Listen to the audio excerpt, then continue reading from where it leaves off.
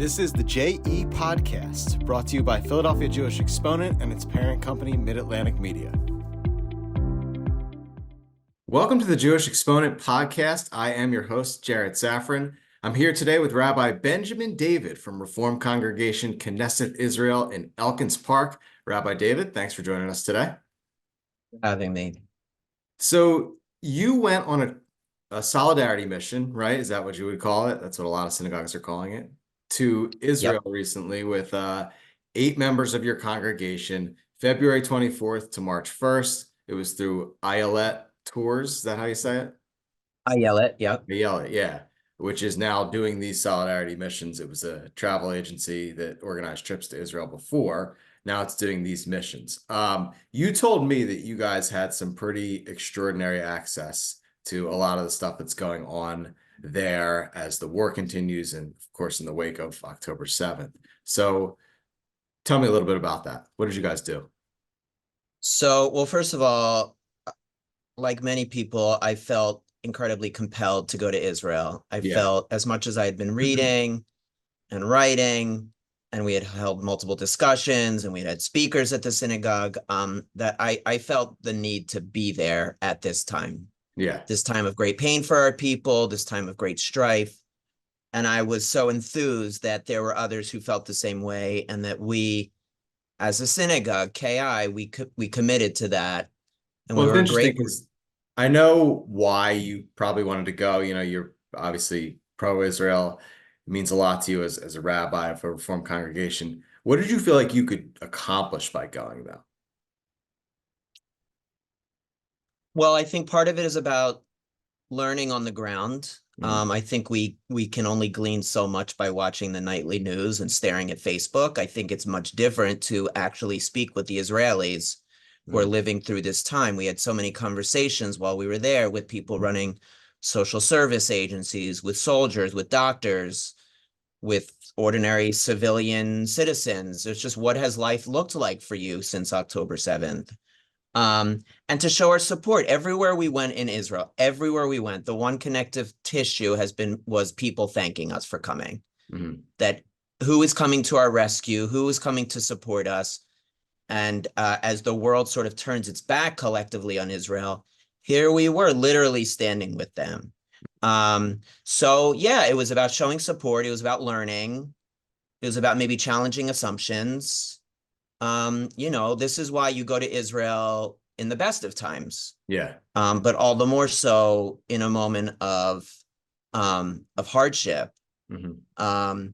So you were asking, I think, about some of the access we had. So we did things that I think certainly I had never done. I lived in Israel for a year. I've led probably 20 different trips to Israel, kids, teens, families. I've done every Israel trip you can imagine. So a couple of examples with that. We went to the Zakah home base. You know, Zakah is the group that is first on the scene following a tragic incident in Israel.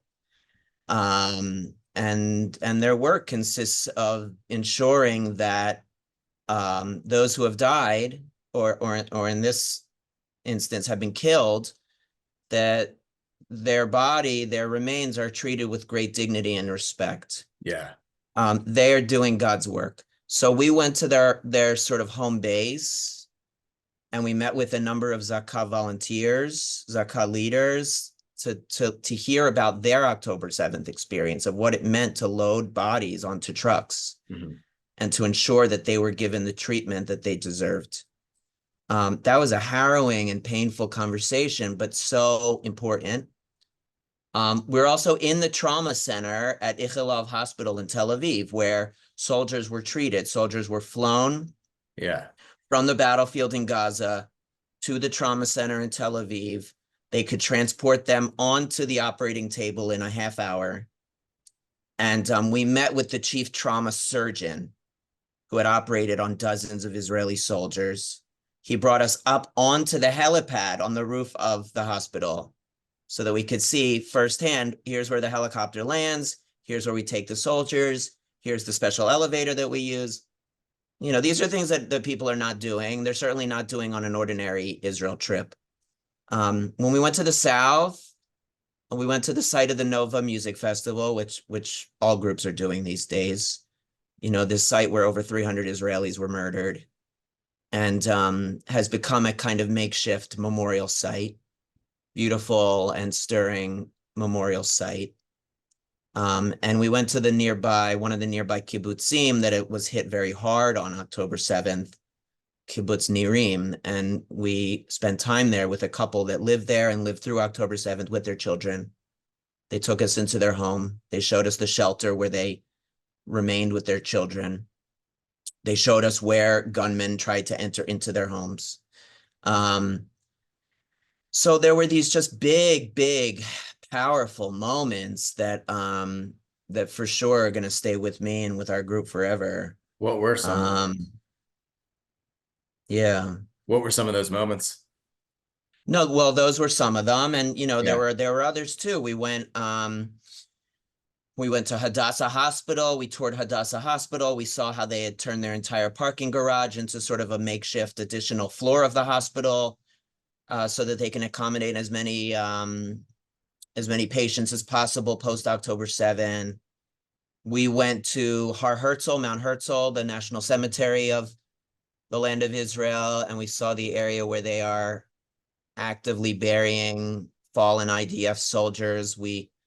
As we were there, one funeral was ending.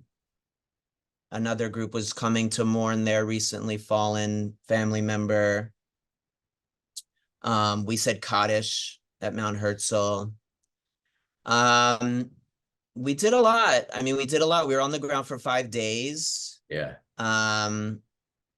We went to the National Library, the newly opened National Library. It opened actually just after October 7th. Beautiful space, which has an exhibit dedicated to the hostages that are still being held, over 100 hostages still being held. And it has sort of a personal item from each of the hostages, you know, sort of represents their personality. And, you know, for the kids that are tragically being held hostage still, they have a little toy from their room, a little children's book from their room. It's so harrowing. You know, so these are some of the bigger moments that I've been writing about and thinking about and bringing into conversation here at the synagogue. What was your overall impression from all of this? Well, first of all, my impression and the impression I got from Israelis is that this is different, you know, that this is a much different moment than any intifada, any recent war, that this feels different, that Israel was caught off guard, that this was a security failure, and that sense of sort of complacency and trust and security that we wanted to believe existed feels now like something of a facade. There's a lot of anger towards the government and anger towards the IDF. Where were they while we sort of had to lie in wait and fend for ourselves? That was one impression. I also think, you know, as I've been sort of in my own way kind of conceptualizing the trip, it was a trip of life, but it was also a trip of death. So death, it goes without saying, there's such tragedy and such loss on and following October 7th, but also a trip of life. It showed the great resilience of the people of Israel. We went to, for instance, a moshav that had been sort of transformed into this like IDF food pantry and come take any additional clothing, supplies. You know, these are ordinary people who decided, I have to do something, and with their own hands created this incredible space at Tekuma, it's called. Or the community garden that we visited outside of Jerusalem, that's sort of engaged in the work of rehabilitation and therapy through being outside and gardening and working with your hands and putting your phone down for once. You know, so all these moments of life and vibrancy. We went to a town just outside of Gaza, where there's a tremendous social service operation underway, feeding those impacted by October 7th, helping those most in need. You know, these are all ordinary citizens. They're not getting paid for what they do. We visited a similar operation in Tel Aviv called Brothers and Sisters in Arms, which in the days after October 7th mobilized and was delivering food and stuff. So, like I said, a trip of death and life. You know, we saw the heaviness, the heartache, but we also saw the beauty and ingenuity of the Israeli people. You said something interesting a few minutes ago, that this is different. I think everyone would agree with that, but also that there is some resentment towards the government and the IDF for allowing this to happen. What do you think that means, that this is different in that way for Israel? Well, I think, you know, I don't know how far down this path we want to go, but I think, you know, there's a kind of a mythic past that Israel holds on to, you know, sort of the heroes of the 6-Day War, for instance. Yeah. You know, this unshakable, unbeatable IDF that held its ground in spite of everything, in spite of all of these sort of neighbors who sought our demise. You know, that sort of mythic facade cracked on October 7th, you know, of this sort of this unbeatable, this impenetrable army, which was caught off guard. And you know, according to one general we spoke to a retired general. He gave us a whole sort of briefing on the situation. He said that the comparison that it begs is to the Yom Kippur War, right? It's the same time of year. It's also on a Jewish holiday. It's exactly 1 day removed from the 50th anniversary of the Yom Kippur War. It's in conversation with the Yom Kippur War, which had until then probably been the most egregious attack against Israel, or the most egregious, quote unquote, failure of the IDF. This was even greater, right? So everything that war represented, and Egypt and other surrounding countries see the Yom Kippur War as their victory and Israel's defeat. This was sort of in conversation with that as in an attempt to go much further than any army was able to go on the Yom Kippur War in 1973. And it's true, Hamas infiltrated further inland than any other warring army had ever, right? To think of sort of the ground that they were able to cover into Israel proper was unprecedented. Yeah. And to speak with these members of Kibbutz Nirim who were sort of lying in their shelter, waiting for the IDF to show up for hours. So, you know, I'm not here to bash the IDF, but that's one of the takeaways, is that there's anger. Yeah. There's anger towards sort of this, what should have been this sort of shiny, mythic, heroic force that on that day was not present. So how committed would you say are the Israeli people, at least based on your conversations on this trip? It sounds like they're committed to serving each other and to whatever they need during this difficult time. But how committed are they to the war effort and the aims of the Netanyahu regime? So those are two different things. So I think, you know, everywhere you go in Israel, you see these billboards and posters that we will win together, victorious together. There is a sense of Israeli unity, that we only have each other, that we're one family, that we need to rely on each other, that in this moment of sort of strife, we need to look past politics and differences and religions and all of it. So I think there is a sense of togetherness. And I think one of the ways that Israelis are united is around the hostages, the need to bring the hostages home. You know, it's something clearly everybody agrees on. And there's great pain around the hostages that everybody feels. I think when it comes to the administration, there's outrage. I mean, the protests were large prior to October 7th around some of the proposed judicial reforms. Now, those protests are not only back, but they're bigger than ever. And every Saturday night, Israelis take to the streets in cities across Israel to protest not only the judicial reform now, but the ways in which this war is being managed or mismanaged, and calling for Bibi's ouster. So I think one of the great tragedies of the time that we live in is this thinking that Israelis are monolithic and speak with one voice, or that the Jewish people are monolithic and speak with one voice.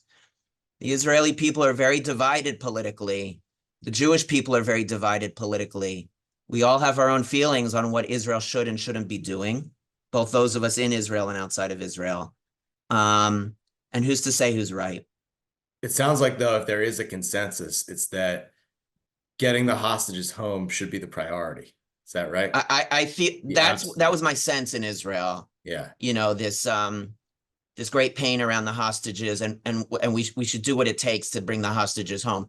Everyone has a different sense as to how to accomplish that. Mm-hmm. And I think it's becoming clear that war is not taking us in the direction of their freedom. Yeah. Right. If it was about violence and war and bloodshed, they would have been home by now. Clearly, that's not enacting their freedom. And meanwhile, these over 100 hostages, some of them children and babies, sit in these faraway tunnels. Their well-being is far from known or guaranteed. Was there any other part of the consensus that you could pick up on from talking to Israelis there? Or was it just bring the hostages home? Well, I think the other consensus is that they feel alone, Israelis. Yeah. I think they feel increasingly, not that they are governed by international opinion or have ever been governed by international opinion, that the world is turning its back on us actively and continues to turn its back on us, and we only have each other. There is that sense, and so let's draw on each other, let's support each other and help each other. And it's one of the reasons why they, were so sort of surprised and grateful to see these American tourists. And it's one of the reasons I feel so compelled to support Israel during this time is, as we've seen, so many are so sort of outspoken in their anti-Israel sentiment, and it's up to us to be there for our brothers and sisters. Do they feel support from America and from American Jewry? Well, again, those are different things, right? So, yeah. I think what counts as support in 2024, and I think they know that America is its greatest ally. Mm-hmm. And I think many Israelis can at least understand and appreciate the US being unsure also what to do about the war in Gaza. And do we just keep pouring money into this war, which has seen such loss of life, innocent loss of life, and is it leading us in the direction of a peaceful future? That said, I think they know that American Jews are behind them. Mm. They believe American Jews are behind them, which most of us are. What were their reactions to you and the 8 congregants? They were so glad to see us. Yeah. It meant so much to, so many of them. Look, it's not lost on them that, look, coming to Israel, it's something of a sacrifice. It's not the greatest of life sacrifices, but it's paying a bunch of money, taking a long flight, taking time to get on a plane, right? At a time when most of the world is anti-Israel. And then those who are pro-Israel, well, only a sliver of them are willing to get on the actual plane. So it's one thing to post about Israel and talk about Israel and read about Israel, but we were among the minority who were actually on the plane to Israel. And when I was there were a number of these missions happening. And I think that's only going to increase. And if people listening to this have sort of one takeaway, it's go to Israel, show your support in person, sign up for one of these missions, go with your synagogue. You went, now you're back. What are you going to do next for Israel? So, every waking moment of my life has been about October 7th, since October 7th. Yeah. And here at KI, we are proud supporters of Israel. I've done all of these rabbis roundtables, which is sort of a large discussion about Israel. Some of them have been predicated and built around books, like reading Noah Tishby's book, and then we discuss the book. So those roundtables have been great. We're about to bring in Gil Hoffman of Honest Reporting. who's wonderful. We met with him in Israel and talked with him in Israel. That's an Israeli media watchdog that ensures that Israel gets some semblance of fair treatment in the press. So he's coming to KI on May 21. We've had prayer vigils. I'm writing articles about Israel. I wrote another article about Israel this week. And, educating ourselves around Israel and all the layers that make Israel unique. And then soon, I hope, planning the next trip. I mean, it's going to be time to go very soon. I'd go back today if I could. Yeah. That was going to be my next question. When are you going back? But it sounds like you feel it's important to go. Let's see. I mean, can we go winter break? Can we go next summer? I'm ready. I know my family's planning. We're planning on going. I hope next winter break, and maybe with the congregation the following summer of 25. What might you do the next time you go? Because now you've seen the effort. What might you do next time?